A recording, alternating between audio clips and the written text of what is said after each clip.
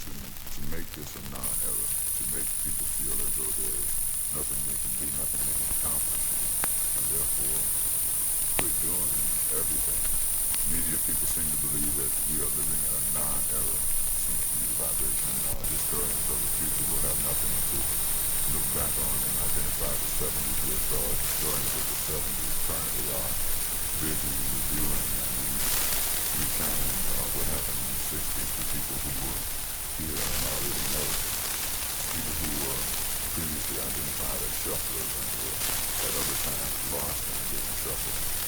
We'd be glad to find that the political record that we've gotten because new deal, not a new deal like FDR new deal, but a new deal concerning people who were in the future look back on this as a non-era and say that something happened in the 70s to the position paper hung up.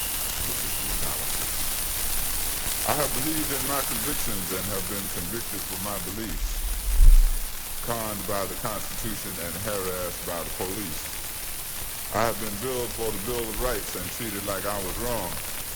I have become a special amendment for what included me all along, like all men are created equal. Well, no amendment needed there. I have contributed in every field, including cotton, from Sunset Strip to Washington Square. And back during the nonviolent era, well, hell, I was the only nonviolent one. As a matter of fact, there was no nonviolence because too many rednecks had guns. There seemed to have been this pattern that a lot of folks failed to pick up on. But all black leaders who dared to stand up was in jail, in the courtroom, or gone. Picked up indiscriminately by the shock troops of discrimination to end up in jails or tied up in trials while dirty tricks soured the nation. I've been hoodwinked by professional hoods. My ego has happened to me. It'll be all right. Just keep things cool and take the people off the street. We'll settle all this at the conference table. You just leave everything to me, which gets me back to my convictions and being convicted for my beliefs. Because I believe these smiles in three-piece suits with gracious, liberal demeanor took our movement off of the streets and took us to the cleaners. In other words, we let up the pressure, and that was all part of their plan, and every day we allowed to slip through our fingers was playing right into their hands.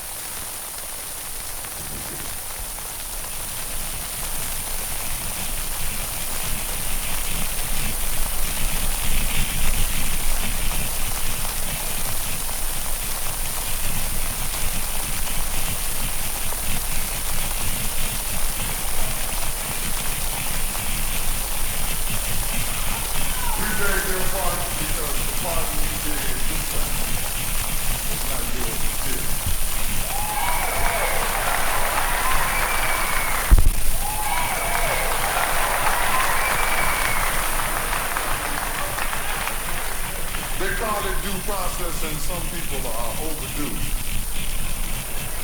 We beg your pardon, America. Somebody said, brother man gonna break a window, gonna steal a hubcap, gonna smoke a joint, brother man gonna go to jail. Man, you trying to steal America, not in jail. Get caught with a nickel bag, brother man. Get caught with a nickel bag, sister lady, on your way to get your hair fixed. You'll do Big Ben. Big Ben is time, but a man who tried to fix America will not be time. Said they're gonna slap his wrist, gonna retire him with $850,000, and America was shocked. America leads the world in shocks.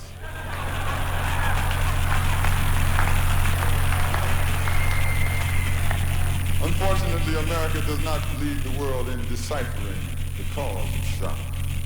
$850,000, they said, and the people protested, so they said, all right, we'll give them $200,000.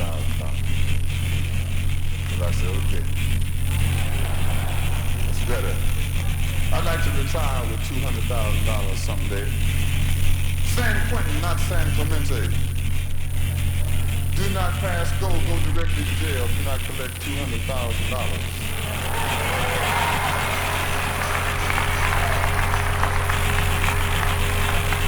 We beg your pardon, America. We beg your pardon because somehow the pardon did not sit correctly. What were the causes of this pardon? Well, now they had three lighters. Rats bite us, no pardon in the ghetto. They had national security. But do you feel secure with a man who tried to steal America back on the streets again? What are the results of this pardon, though? Because remember, when there's causes, there's results, and the results is always deeper still.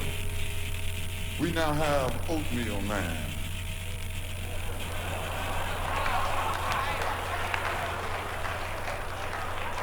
Anytime you find someone in the middle, anytime you find someone who is tepid, anytime you find someone who is lukewarm, anytime you find someone who has been in Congress for 25 years and no one ever heard of him, you've got Oatmeal Man.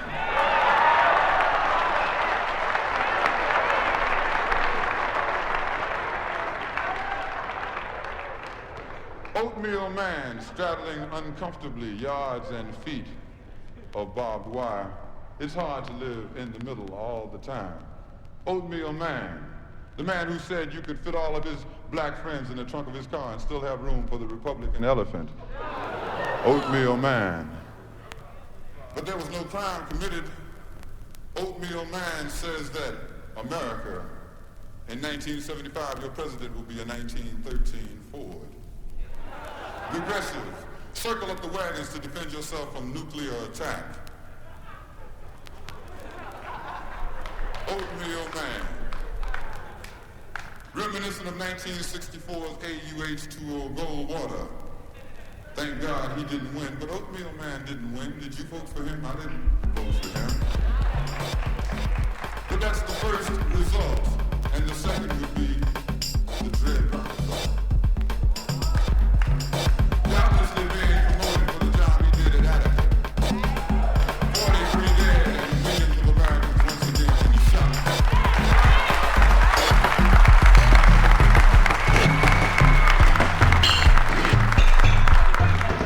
Obviously being promoted for the job he did on the streets of New York City, where the Bush installed the drugs that the government allows in the country, and then they do time. They do life and death, or life and death behind bars, while William Saxby says he's going to dismiss the law.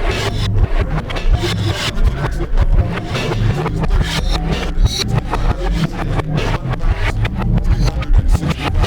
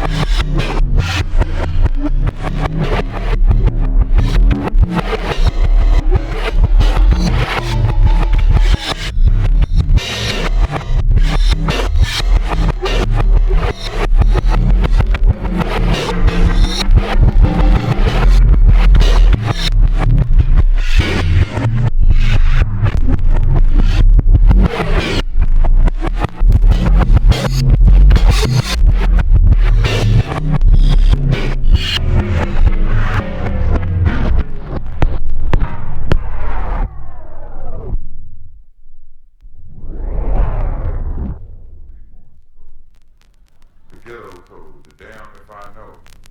Dot dot diddy dot dot dash means damn if I know. And the reason this has become such a common phrase in different black communities around the nation is because they're more and more things that people thought they had a handle on. The techniques or the civil way. And they're saying, well, damn, what happened to that? Dot dot diddy dot dot dash. I'm damn if I know. For example, we started to reinvestigate astrology, found out that it was an ancient art form of science, something that we could depend on more so than walls of concrete. And got into a vibration related to how the things were done in terms of astrology. So people started to memorize their charts, organize their days and planning and etc. Then they found out somebody had been messing with the calendar. Because there's a month in our calendar called July that was slipped in there to honor Julius Caesar. There's a month in our calendar called August that was slipped in there to honor Augustus Caesar. There's a month in our calendar called September, which is the 7th month. It means 7 in Latin, but it is the 9th month in our calendar. You know, so I say, well, damn, that did it, that. They found out October with all the themselves in the romance that October means